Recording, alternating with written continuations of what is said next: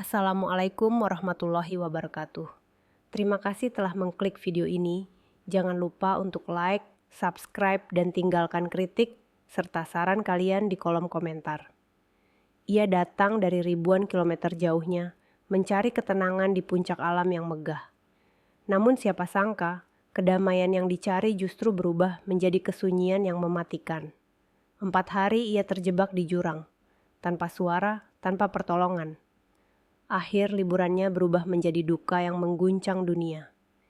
Inilah kisah tragis di balik meninggalnya Juliana di Gunung Rinjani. Saksikan selengkapnya, hanya di cerita Mirna. Angin pagi menyelinap lembut di sela-sela pohon cemara, menyapu kabut tipis yang menggantung di kaki Gunung Rinjani. Tidak ada suara kendaraan, tidak ada deru mesin. Hanya desau angin, burung-burung liar, dan jejak-jejak langkah yang pelan, namun pasti menapaki jalur berbatu. Di balik tenda warna merah tua yang sedikit berembun, seseorang terbangun lebih awal dari rombongan lainnya. Namanya Juliana.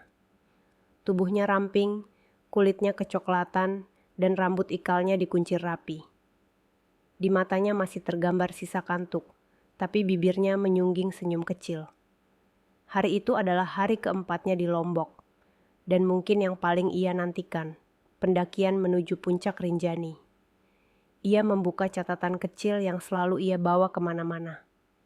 Di halaman teratas tertulis, "Selalu daki hidup seperti gunung, meski terjal, pasti indah di atas sana." Juliana bukan pendaki profesional. Ia seorang publisis muda asal Brasil yang sedang cuti kerja, melarikan diri sejenak dari hiruk-pikuk Rio de Janeiro.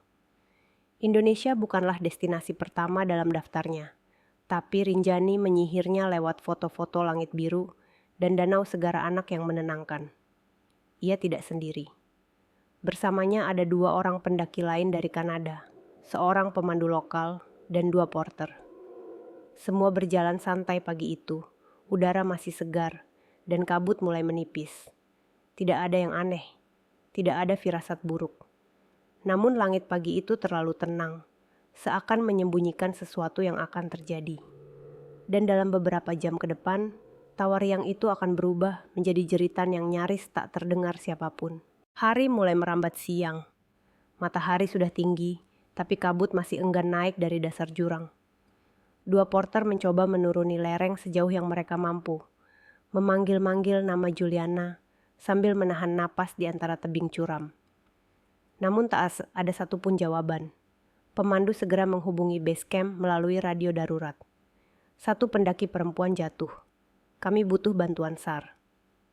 Suaranya terburu-buru, nadanya genting. Dalam waktu kurang dari 1 jam, kabar itu menyebar ke pos Sembalun dan pihak Taman Nasional. Sementara itu, di Brasil, Ibu Juliana menerima pesan terakhir dari putrinya beberapa jam sebelum insiden. "Hari ini kita ke puncak, doakan aku ya Ma." Pesan itu kini jadi saksi bisu ketegangan yang akan melanda keluarganya.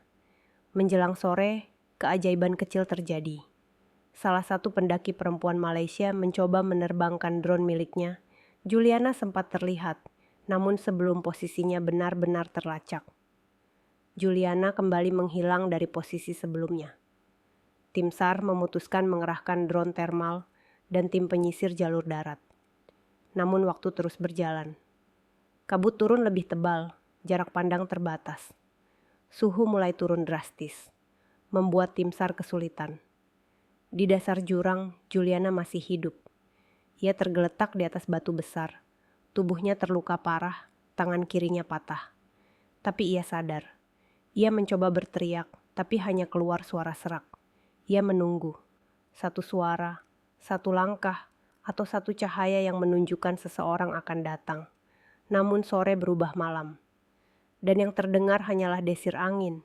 Sekali lagi, terlalu sunyi untuk didengar siapapun. Malam ketiga menjadi malam yang paling dingin. Suhu di dasar jurang turun hingga mendekati titik beku. Juliana masih hidup, tapi kesadarannya mulai kabur. Pandangannya buram, pikirannya melayang antara doa dan rasa sakit yang terus menggerogoti tubuhnya. Di atas, tim penyelamat terus bersiaga. Mereka mencoba jalur alternatif, menurunkan satu tim kecil dengan tali, namun terhalang batu runtuh dan tebing yang rapuh. Kami tak bisa paksakan. Kalau satu orang jatuh, habis semuanya, kata seorang rescuer sambil menatap ke bawah dengan cemas. Drone kembali dikirimkan pagi harinya, dan kali ini tubuh Juliana tampak tak lagi bergerak. Tak ada lagi lambaian tangan, tak ada reaksi terhadap suara dari pengeras drone. Tim mencatat kemungkinan terburuk. Sore hari, pengumuman resmi dikeluarkan.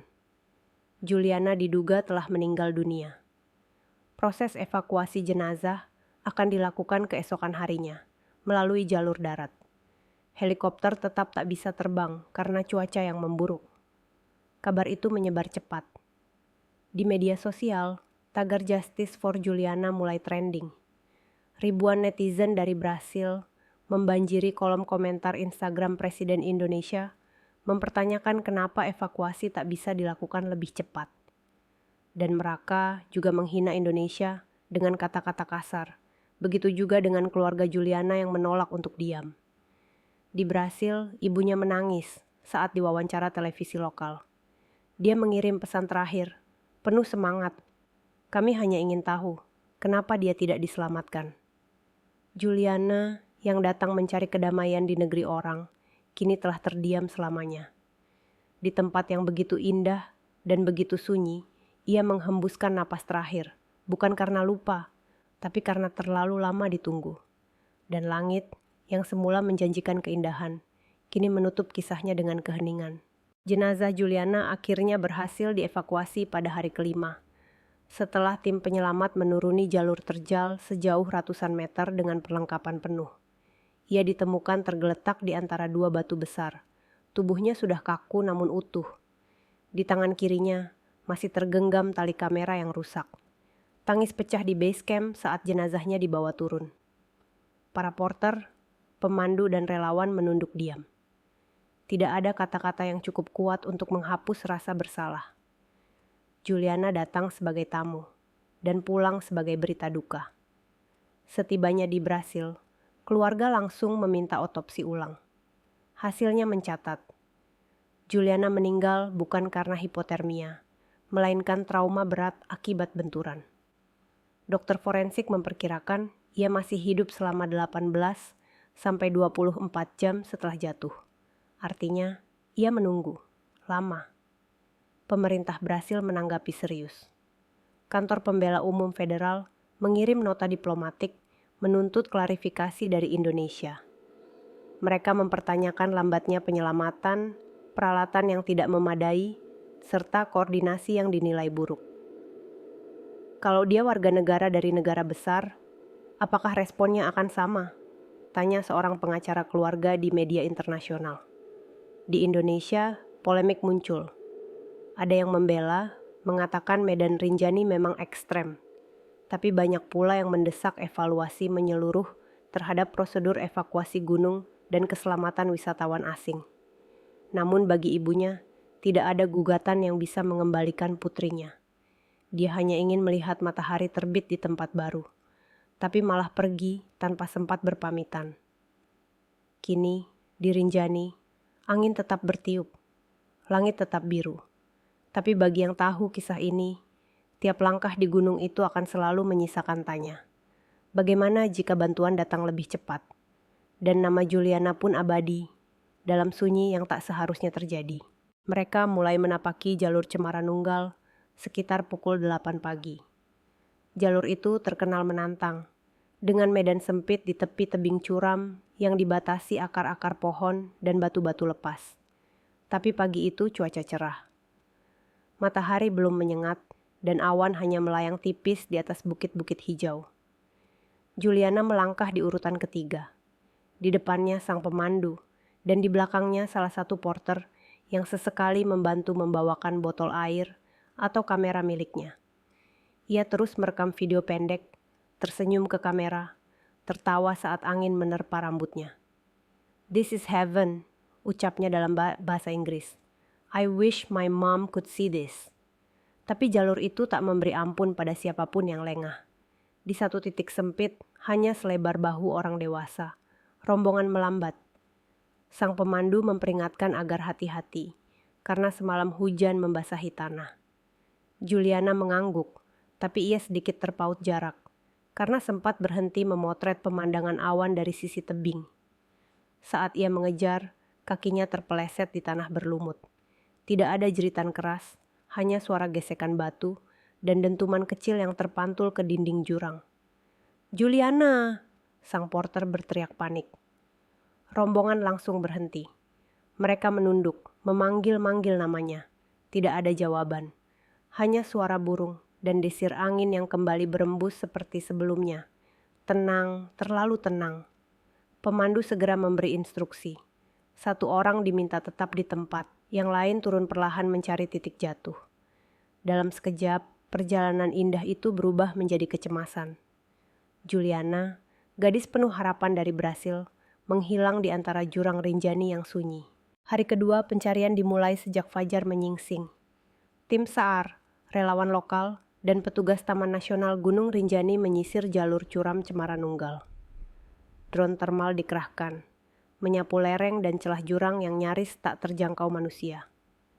Sekitar pukul 10 pagi, kamera drone kembali menangkap bayangan tubuh manusia di antara bebatuan, masih dalam posisi terlentang, tidak bergerak. Tapi saat diperbesar, satu hal mengejutkan terjadi. Tangan korban terlihat bergerak pelan. Juliana masih hidup. Kabar itu membuat tim di atas gunung bergemuruh harapan. Mereka segera menyiapkan skenario penyelamatan. Namun medan berkata lain.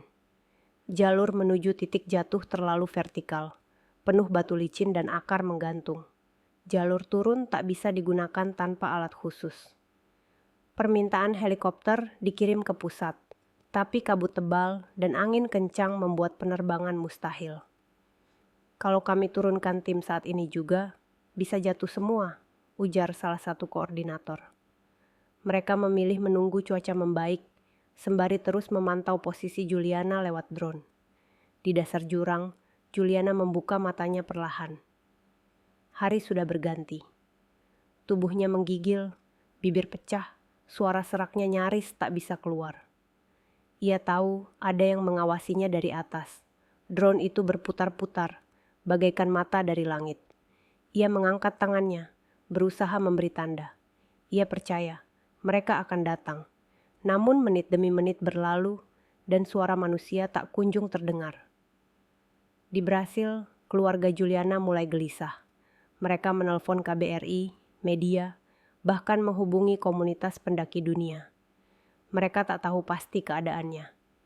Yang mereka tahu hanya satu, Juliana jatuh dan belum berhasil diselamatkan. Sementara itu, waktu terus berjalan dan tubuh manusia tak selamanya bisa menunggu.